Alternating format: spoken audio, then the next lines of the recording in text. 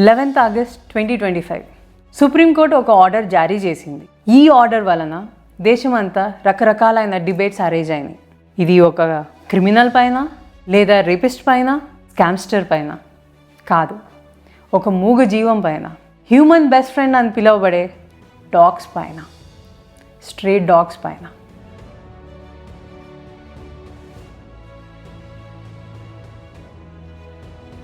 ఆ జడ్జ్మెంట్ ఏంటంటే ఇమీడియట్గా అంటే 6 to 8 weeks లోపల ఢిల్లీ మళ్ళీ ఎన్సీఆర్ రీజన్లో ఏవైతే స్ట్రే డాగ్స్ ఉన్నాయో వాటిని పికప్ చేసి షెల్టర్ హోమ్స్కి మూవ్ చేయమని చెప్పారు. Keep the rules aside for some time.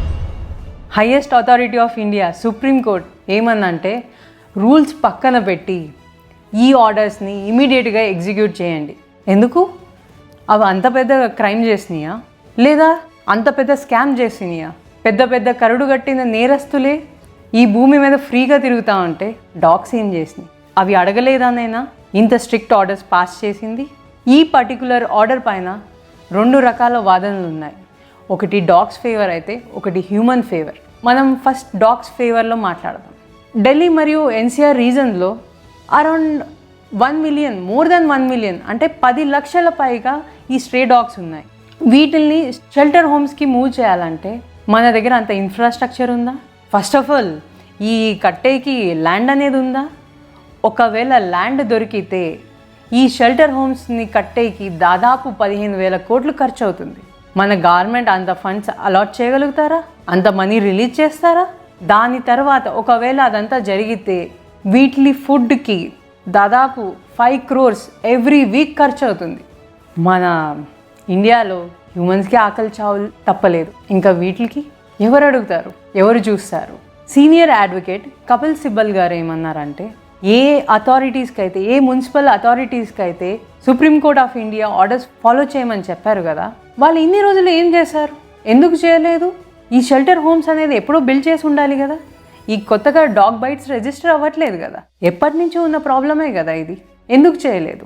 2023లో animal birth control rules అనేది రిలీజ్ చేసింది గవర్నమెంట్. వాటి ప్రకారం ఈ డాగ్స్ని స్టెరిలైజ్ చేయాలి, వ్యాక్సినేట్ చేయాలి. చేస్తాందా? మున్సిపల్ అథారిటీస్ చేస్తున్నాయా ఇవి? ఒకవేళ చేసుంటే వీటి పాపులేషన్ ఇంత పెరుగుండేదా? లేదే. మరి అప్పుడు ఫాలో చేయని వాళ్ళు ఇప్పుడు చేస్తారని నమ్మకం ఏంటి? అంటే ఎవరు క్వశ్చన్ చేయరానా? మూగజీవాలు మమ్మల్ని ఏమీ అడగలేదనా? ఇది ఒక సైడ్ వాదన అయితే, ఇప్పుడు హ్యూమన్ పాయింట్ ఆఫ్ వ్యూలో చూద్దాం. మీకు తెలుసా దాదాపు 37 లక్షల కేసులు ఇండియాలో డాగ్ బైట్ కేసెస్ రిజిస్టర్ అవుతాయి. అంటే ప్రతిరోజు 10,000 కేసులు అన్నమాట. ఇదేమి చిన్న నంబర్ కాదు. అరౌండ్ 18,000 to 30,000 పీపుల్ చనిపోతున్నారు రేబీస్ వల్ల, ఈ బైట్స్ వల్ల. వాటిల్లో 30 to 60% చిన్నపిల్లలే ఉన్నారు. అంటే 15 ఏళ్ల వయసు లోపల పిల్లలే. ఈ తల్లుల కడుపు కోతకి ఎవరు ఆన్సర్ చెప్తారు? ఆ ప్రాణాలని ఎవరు తిరిగిస్తారు? చాలా చిన్న వయసులో ఒక కుక్కగాటికి చనిపోయారంటే లైఫ్ ఏమీ చూడకుండానే ఒక డాగ్ బైట్తో వాళ్ళ జీవితం అంతమైందంటే ఎంత పెయిన్ఫుల్ కదా వాళ్ళకి, వాళ్ళ ఫ్యామిలీ మెంబర్స్కి. తీరలేని లోటు ఇది. సో ఇది ఒకవైపు వాదన. Then what is correct, what is wrong? ఇందులో తప్పు ఒప్పులు చూసుకునేకి ఏమీ లేదు. డాగ్స్ ఉండాలా, హ్యూమన్ ఉండాలా అంటే మా ప్రకారం 2 ఉండాలి. We should co exist. ఈ ఎకోసిస్టమ్ బ్యాలెన్స్ అవ్వాలంటే ఈ భూమి మీద ఉండే ప్రతి యానిమల్ కూడా ఒక ఇంపార్టెంట్ రోల్ ప్లే చేస్తుంది. కుక్కల్ని తీసుకుంటే స్ట్రీట్స్ పైన అంతా ఉండే ఆ వెట్ వేస్ట్ అంటే ఫుడ్ వేస్ట్ ఏదైతే డంప్ చేస్తారో అవంతా అవే తింటాయి కదా, వాటి ఫుడ్ అవే కదా. సో ఒక విధంగా అవి గార్బేజ్ కంట్రోల్ చేస్తున్నాయి. రెండోది వచ్చేసి రాడెంట్స్, ఈ ఎలుకలు, పందికొక్కులు, వీటినంతా కూడా అవి చంపి తినేస్తాం వలన రాడెంట్స్ ప్రాబ్లము తగ్గుద్ది. ఇంకోటి, ఏ ఏరియాలో అయితే అవి ఉంటాయో అవి చాలా లాయల్గా మన ఏరియాని ప్రొటెక్ట్ చేస్తూ ఉంటాయి. అంటే కొత్త వ్యక్తులు వస్తే బాక్ చేస్తాం, వాళ్ళని తరుముతాం, అట్లా మనల్ని గార్డ్ కూడా చేస్తాయి. అయితే ఇప్పుడు దీనికి సొల్యూషన్ ఏంటి?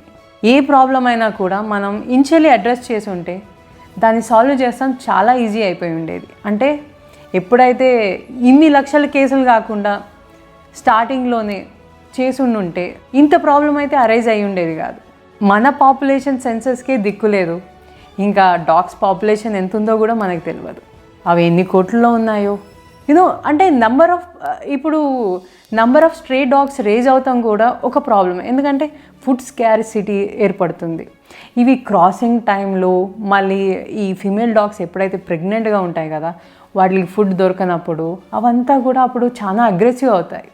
అదే టైంలో ఈ డాగ్ బైట్స్ ఇవన్నీ జరుగుతూ ఉంటాయి. సో కొన్ని ఆల్ఫా డాగ్స్ ఉన్నాయి, అవి ఎక్సెప్షన్ అనుకోండి.